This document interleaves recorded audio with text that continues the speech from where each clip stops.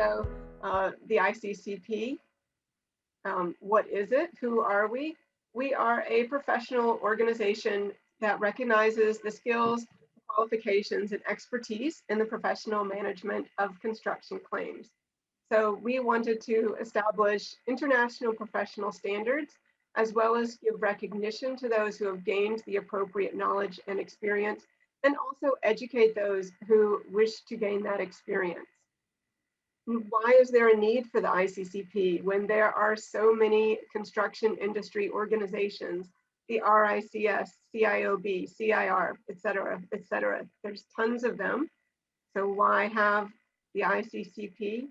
Well, very simply, none of those organizations specialize in the recognition of the specialist knowledge, experience, and skills needed to manage, prepare, and respond to claims. So I'm not going to introduce the entire steering committee to you today. I will simply point out our new face, Christian Grosskopf. He was elected last month by the membership. And as far as membership and joining, we do have 3 levels of individual membership, as well as a corporate level of membership. I won't go into all of the details for each of those, but as with most professional organizations, there are different levels of knowledge and experience that are needed to join at each of those levels. And we also have a corporate membership. And of course, if you would like to have any information about any of the levels of membership, don't hesitate to get in touch with me. And what are the benefits of membership? Well, first, there is the industry knowledge in our members area. There's a library of white papers, reports, case studies, etc., to keep you up to date. There's also information about education and training. I think that probably the biggest benefit is our library of templates, which continues to grow. And those save members time, as well as ensure that their claims are the best that they can be. The newest member benefit is the ICCP Academy, which is a series of very to the point, practical presentations where you learn a skill today and you can take it to work tomorrow. And those do come with CPD hours. In terms of other benefits, there is the industry exposure. We do have a searchable member database, as well as your post-nominals and a membership logo that you can display. And an optional benefit is the Register of Claims Practitioners. So our members and fellows who would like to increase their internet profile can join our register, and then they can have direct contact with third parties who are looking for professional advice. If you would like to know any more about the ICCP membership, if you have any questions at all, please visit our website, instituteccp.com, or you can just enter, you can email me directly, jennifer.smith@instituteccp.com, and you can also find me on LinkedIn. All right, well, I think that is enough from me. I'm going to turn things over now to Andy Hewitt, which for anyone who doesn't know Andy, he is a very experienced claims practitioner, and he has literally written the book or several books on FIDIC topics, which is why we tend to focus on FIDIC's questions when Andy is good enough to generously lend his time for these. All right, with that, Andy, I will turn it over to you. Okay, we've got, as usual, we've got some pre-submitted questions, which I will go through. And if we have time at the end of those, we will open the floor for you to send questions in. I'm not a user of Zoom. You're on the other end of it. I don't have certain rights as a presenter. But if you do wish to ask a question, please use the appropriate question box or Q&A box or whatever it is, rather than just sending comments. And then Jen can sort them out and make sure that we get them in if time allows. So going over to the pre-submitted questions, the first question from Abayomi Alojide, which sounds like a Nigerian gentleman, maybe, I hope so. I lived in Nigeria for a few years. I would like to find out from Mr. Andy why some FIDIC contracts can result in a lot of claims, and that the client can end up paying 2 to 3 times the contract sum at the end of the project. A friend mentioned a project to me that the substructure claim had summed up to 100% of the original amount budgeted for the work item. I assume that it's been increased by 100% in the substructures. Well, the first thing to recognise, it's not FIDIC and it's not the contract that's caused the contract price to increase 2 or 3 times. It is not unusual for the contract value, the contract price to be increased substantially. 2 to 3 times is not a common occurrence, but I personally have worked on an airport terminal in the Middle East that did actually double in value. Now, the reason it doubled in value was firstly because the employer made a lot of changes, and secondly, the airport authority had to follow a procurement process, and because they were lazy, instead, when they wanted a construction project doing on the airport, instead of going out to tender, evaluating the tenders, entering into a contract for the other works, they found it a lot easier to just give it to the contractor for the terminal as a variation. So as well as building the terminal, the contractor built other buildings, pipelines, substations, this, that, and the other. So all this, the contract sort of allows to happen, but please understand it's not the contract that's making this happen. It is actions from the employer or the engineer which will cause the value to increase. So this could well be design errors that have to be corrected by instructing the contractor to do changed work or additional work.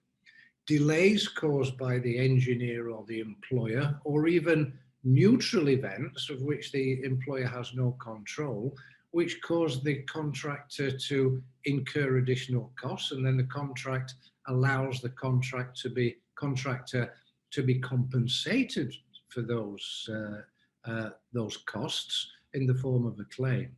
So it isn't really the contracts that cause the budget to be exceeded. It's usually errors in the design, changes being made by the employer, or it has to be said, sometimes just difficult circumstances. I mean, no one saw COVID coming. That's affected a lot of projects negatively. Whether you can claim additional money or not depends on your contract. But also it can be through incompetence of the engineer, incompetence of the designers. And very often, if you don't have adequately skilled people and personnel and companies on your project, as an employer, that will cost you an awful lot of money. It's generally cheaper to employ good people than it is to suffer the consequences of employing poor people. So that's that one. Second question is it is supposed to be a prerequisite to have had a working experience on a FIDIC project previously before you can pick up an offer. And I assume, Abeo, that we're talking about a job offer here on a FIDIC project. Can good knowledge of JCT not assist in any way? Well, yes. I mean, knowledge of any construction contract is going to help you if you're in a position where you are responsible for contract administration, contract management, preparation or responses to claims.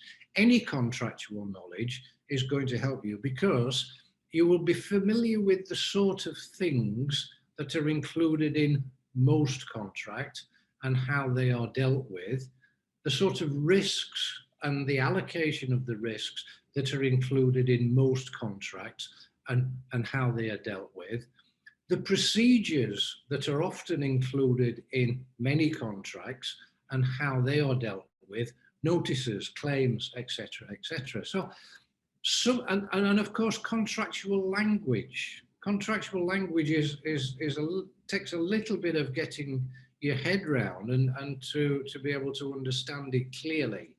So yes, a lot of those skills are transferable. And, you know, if you are familiar with, for example, to use this example, JCT contracts, and you are given a FIDIC contract to work with on your next project, yes, you will have certain knowledge that you can carry through. So yes, it is an advantage. To go on with the question, is this not something that you can learn on the project via personal study and training? I have seen some job requirements stating you must have a working experience. Please throw more light.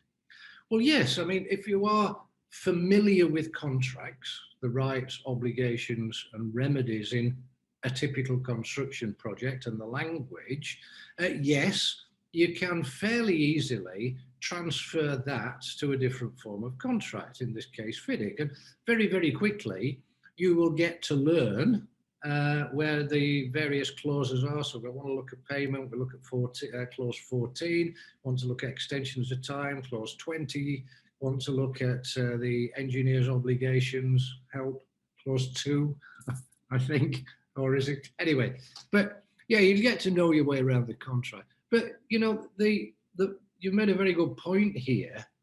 Is this not something that you can learn on the project? And yes, it is, but it means you've got to put effort into it. You've got to sit with the contract. You've got to study it. You've got to understand it. You've got to maybe go on training courses and get that knowledge. So many people just turn up on the project without that knowledge, and they're not prepared to put the effort into it.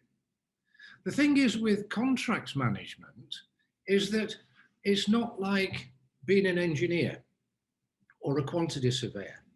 If you're a quantity surveyor, you go to university, you get a degree in quantity surveying, you hopefully join the Royal Institute of Chartered Surveyors, and you have got a knowledge straight out of university and a qualification. There's a certain amount of stuff that you know, otherwise you wouldn't have got your degree. The same with an engineer or an architect. Of course, at that point, as a graduate, you don't know half what somebody who's been working as a quantity surveyor for 20 years does, because that's on-the-job experience. That is, having been there, done that, got the t-shirt and learned with your hard hat and safety boots. So there is a difference there. So your learning doesn't stop at that point. But the point is, there are no degrees for contracts managers. There are no degrees for contracts administrators. There are no degrees for people who deal with claims. People come into this sort of work because sometimes by default, you're the only person on the project that's got the slightest understanding, but they come in from other professions, quantity surveyors, architects, engineers, planners, etc., etc.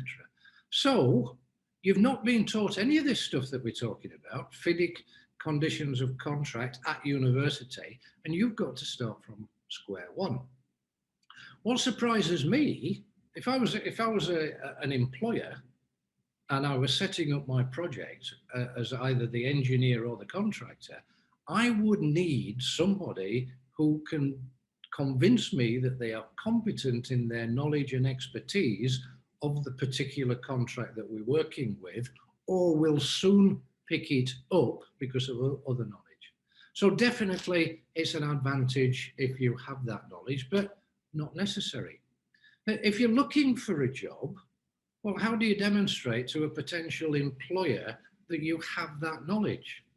Well, if you're a quantity surveyor and you're a Royal Institute Chartered Surveyors quantity surveyor, that immediately tells an employer that you've reached a certain standard.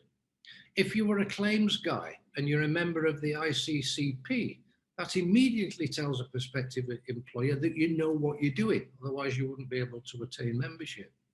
If you can put on your CV, I've been on a claims class training course of understanding the FIDIC contracts, or a FIDIC training course, or done a distance learning course, or whatever, that's going to get your CV further towards the top of the pile than your contemporaries who have not done any training, or have not done any additional learning or CPD. And I guess, you know, I'm talking to people who are converted here, because you wouldn't have signed up to listen to Andy for 30 minutes in the middle of your working day if you weren't interested in learning. So, hope that answers that part of the question. Going on to Joseph Salma, or Salama, if I've, apology if I've not pronounced it correctly. Under clause 1.9 of FIDIC, which deals with delayed drawings or instructions from the engineer, can an RFI be classified under drawings and instructions? And I think what you mean here, Joseph, is a response to a request for information, where the contractor raises an RFI requesting information from the engineer, and then he needs a response from the engineer to either unlock a problem, to resolve a design conflict, to do this or whatever. So I think it's a response that you meant.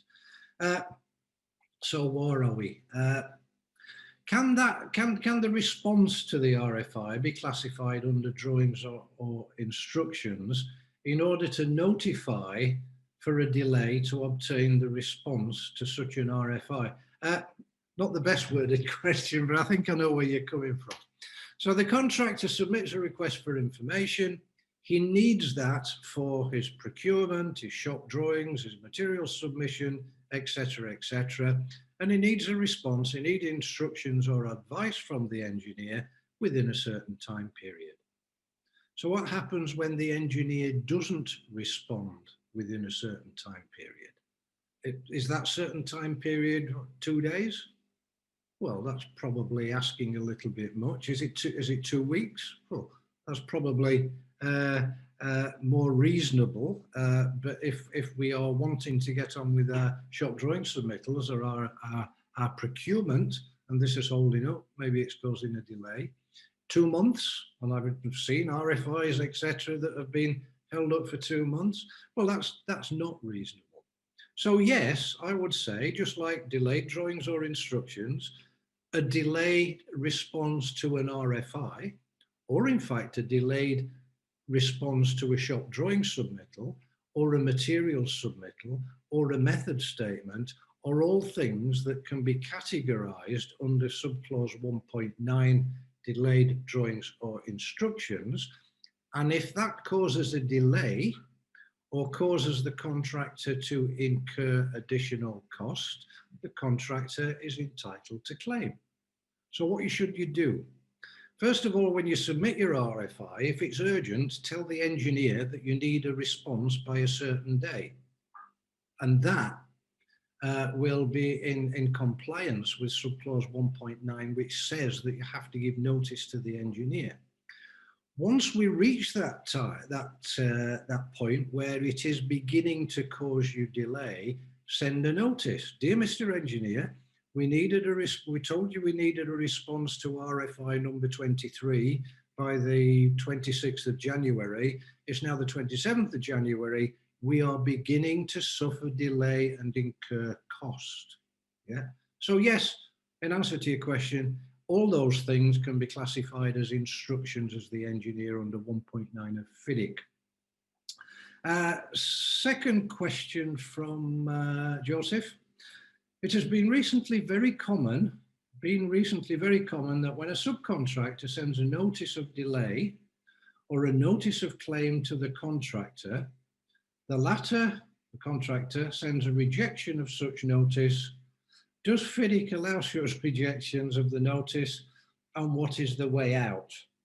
Remember when I was saying earlier about people don't understand the contract? the people writing that are attempting to reject notices obviously don't understand FIDIC.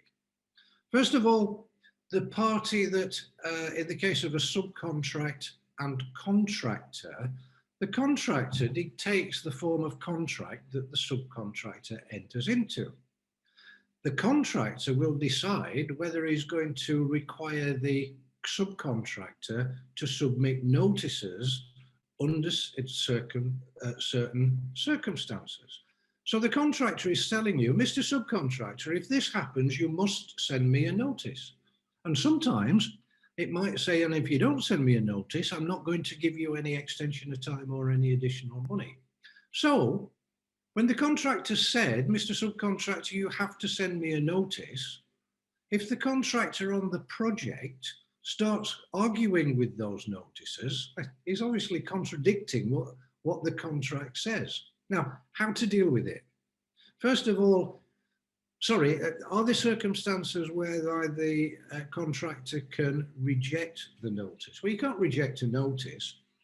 The only time you could respond to that notice is if the details on the notice were factually incorrect. We asked you for a response to the RFI by the 26th of January. It's now the 27th. This is a notice that we are incurring cost and suffering delay. Now, if the engineer writes back and said, well, actually, we did respond to the RFI 3 weeks ago, and here's a copy of it with your receipt on, that's the sort of thing that you can reject. The other thing I would suggest, if you're getting rejections to your notices, are you trying to change your notices into claims and putting too much information in? And too much information means that there's things that may be arguable. So keep your notices very, very short, a couple of paragraphs, that's it. Don't go into the details of the delay. Don't go into details of costs that you might be incurring. Just do what it says in the contract. Here is a notice that we are suffering delay and incurring costs because you didn't respond to our RFI when we needed a response. So no, FIDIC doesn't allow notices to be rejected. And if you do get these, a very polite letter saying the contract requires me to send these notices, please explain why you think you've got the right to reject them. Where are we now? So question number 3 from Joseph. In a subcontract that is a one-way benefit, I'm not quite sure what that means, the notice clause mandates that the notice be issued within 7 days. This is fairly common in certain part of the world. You know, FIDIC says 28 days for the contractor to submit a notice, which is reasonable. But in certain parts of the world, including the Middle East, the employers' engineers will reduce that as much as possible. And of course, subcontract notices need to be shorter, because if the subcontract has been delayed and that's something that the contractor needs to give an equivalent notice to the engineer, they need to have time to do that. 7 days, in my opinion, is actually pretty unreasonable, but let's just live with it because you've signed up to 7 days. Its notice shall be issued within 7 days and shall include the estimated time to complete and additional cost, if any. Definitely, in such a short period, it is impossible to provide the necessary information, and the subcontractor is at risk of not getting awarded additional time and/or money. How to deal with such a situation? Well, Joseph, first of all, I'm going to take issue when you say it is impossible. It's not impossible. Might be challenging, might be difficult. But if you've got the right resources on your project, it's very easy to send a notice. It's very easy to do a rough calculation of the estimate of the time. And the same with a rough estimate. And we're only asking for an estimate here. It's not a full-blown claim of the costs. Your challenge will become is when you don't have the resources that are experienced enough or available to carry out what is an obligation on your part. So it's not impossible at all. It's only impossible if you don't gear your projects up, you don't have the right quality, experienced and qualified staff. The other thing is, in some cases, it might be impossible. You don't know what the costs are going to be because you've got to go back to a supplier or a subcontractor. You don't know when a piece of equipment materials will be delivered because you need the information from your subcontractor. So what to do? Send the notice within 7 days and explain that we can't give you an estimate at the moment because, but we will follow up with an estimate as soon as possible. Once you've sent the estimate, of course, you need to follow up with your claim, which then stops being an estimate and then becomes a firm calculation of the time and cost. Now, this takes me on to a few other things. First of all, why do you sign something that puts such an onerous condition on you when you enter into the contract? Do you actually review the contract when you are tendering? Do you make due allowance for it? Do you try to negotiate the 7 days to 14 days before you sign the contract? I'm not saying that you can do this, but at least try. Or do you just accept it and roll over because you want the work and you will accept anything because you want the work? So, you know, there are considerations to be taken in here. But once you've accepted that these terms where you need to send a notice and an estimate within 7 days, you've got to comply with it. So you have to make sure that you comply with it. But sorry, I made a few notes here. Yeah, the thing that I want to talk about is that one of the leading causes of disputes which go to arbitration and adjudication, which, as you know, is very, very time consuming and very, very complicated, is failure of the parties to comply with their obligations, failure to follow the contract, lack of understanding of the conditions of contract, inexperience of the people managing the project, and lack of training. And this is not Andy, although I agree with this 100%. It's not Andy saying this.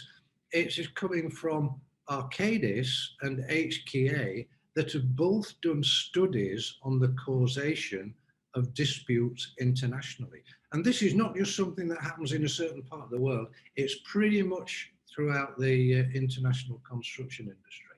So the watchword is have people who understand contracts, just as you will employ a qualified safety engineer or an experienced civil engineer to manage the construction. Why don't you put that time and effort into employing good resources to manage and administer your contract? So thank you for that, Joseph.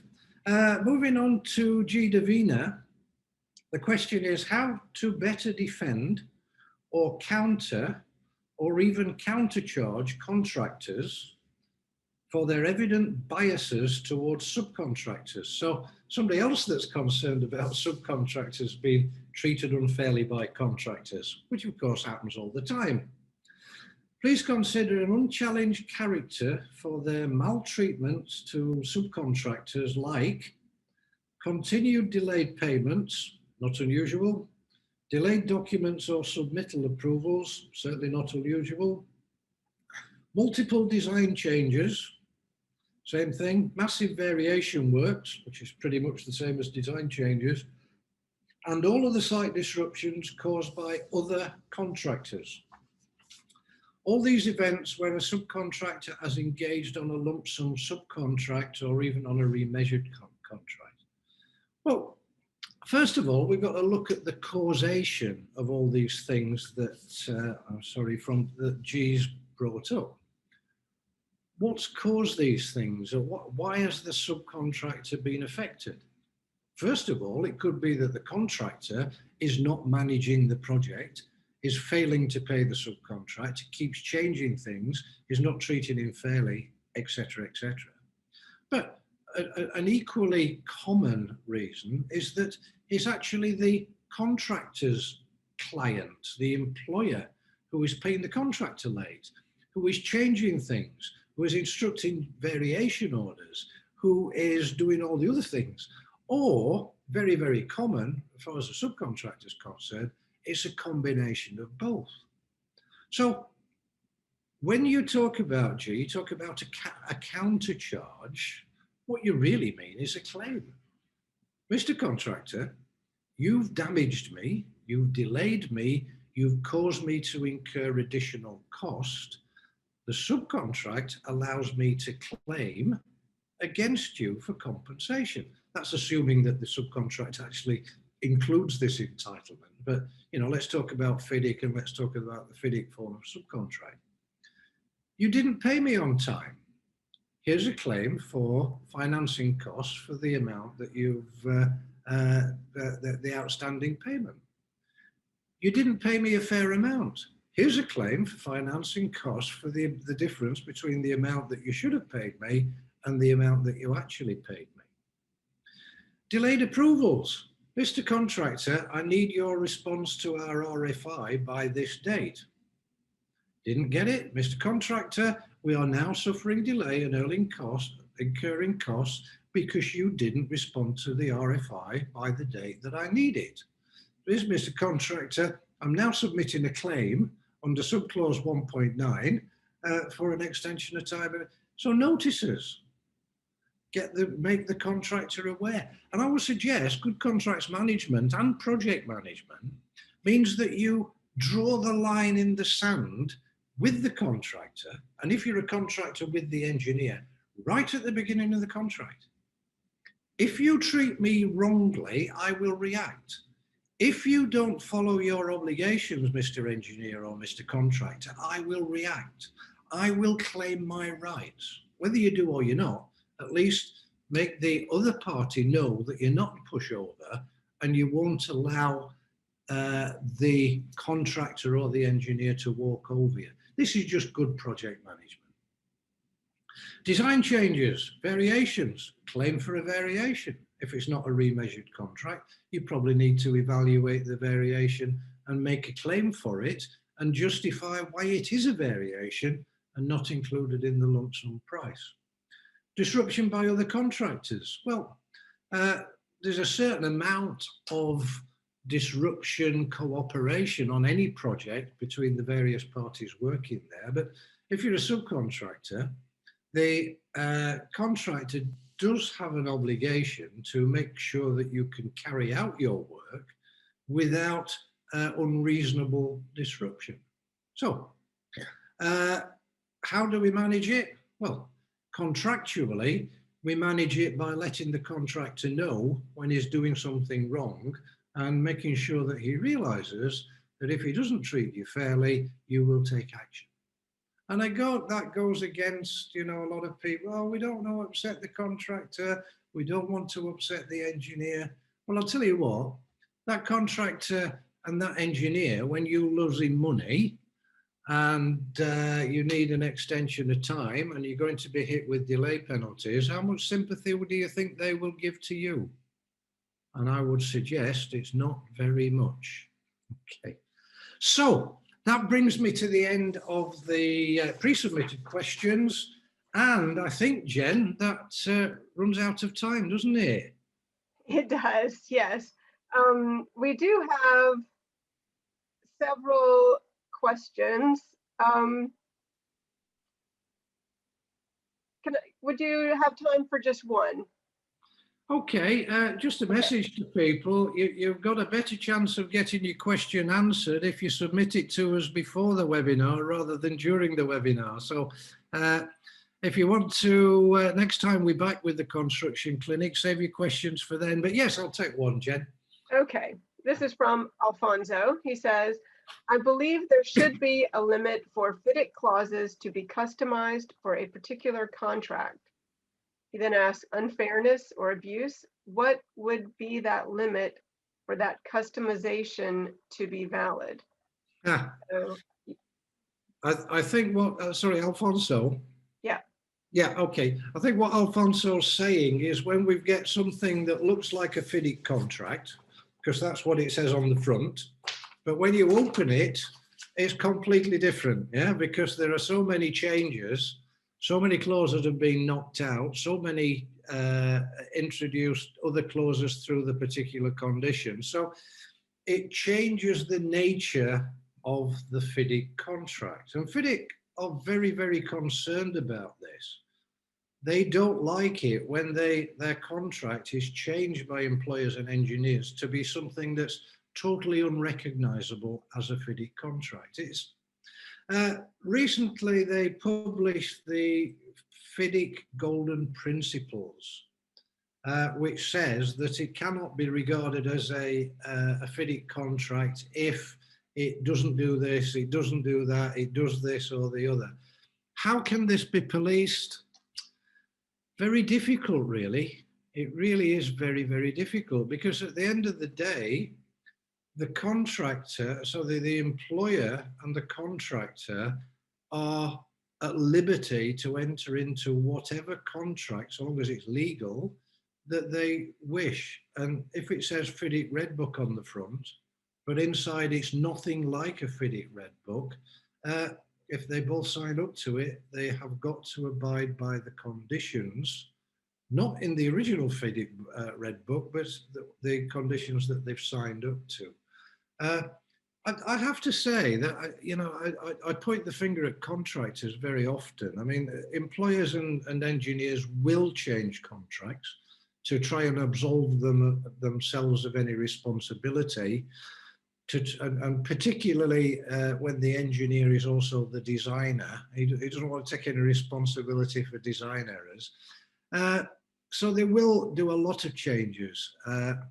But at the end of the day, during the tender period, the contractor should be looking at and not just say, no, this is a FIDIC Red Book, I understand it's balance risk allocation, etc. But should be doing a review of the contract and highlighting the risks, highlighting the changed clauses, highlighting the fact that standard FIDIC says you've got 28 days to submit a notice of claim, but this, now it's been reduced to 7 days to try and trip us up. And obviously, you've got to take that into account when you price the job. And again, I don't see many contractors going back during tender negotiations and saying, if you negotiate, if we could negotiate to change this clause back to the standard FIDIC clause, which means that you're suggesting we can do a bit better on our price because we've had to price the risk. So I hope that answers your question, Alfonso. I've actually forgotten what it was. Oh yes, it's what happens when FIDIC contracts don't actually contain in the tin what it says on the box. Sorry, I was muted there. Thank you so much. It does look like we are out of time. And we've gone about 10 minutes over. So thank you, everybody that's still here. If you did not get your question answered, I'm sorry. As Andy said, please submit it in advance. Manolito asked, how can we relate the FIDIC rules to existing COVID-19 situation? If you look at our YouTube channel, we have done many, many webinars and construction clinics that really go into detail. Because that is quite a broad topic, and which that brings me to, if you would like to watch the replay of this or any of our other public webinars or construction clinic, they are on our YouTube channel, Institute of Construction Claims Practitioners. If I could just look in there, Jen, if you were an ICCP member, you would have access to a knowledge base of papers, of articles, of videos and webinars that you can go to, and you can find all this information. So, we're here to promote the ICCP, so I would encourage everybody who signed up to this. This is the sort of information that you will get as your right as an ICCP member and more. So please take the time and have a look at our website. Yes, in fact, one of the questions that did not get answered is from a member, so I will be forwarding that to you. Yeah, okay. Certainly, we will always, there's always somebody on the committee or other members or fellows that will answer questions And one of the things that we're looking at the moment is a members only LinkedIn page where members can converse amongst themselves, ask each other for advice, and create an actual members community. But that will be for members only. Yeah. All right. Well, thank you, Andy. Thank you, everyone, for attending today. And until next time. So yeah, just watch on LinkedIn and we'll let you know when the next one is scheduled and who will be presenting. So you'll know what kind of questions they would be best suited to answer. All right. Thank you very much. Thanks, Jen. Bye, everyone. Thank you. Bye.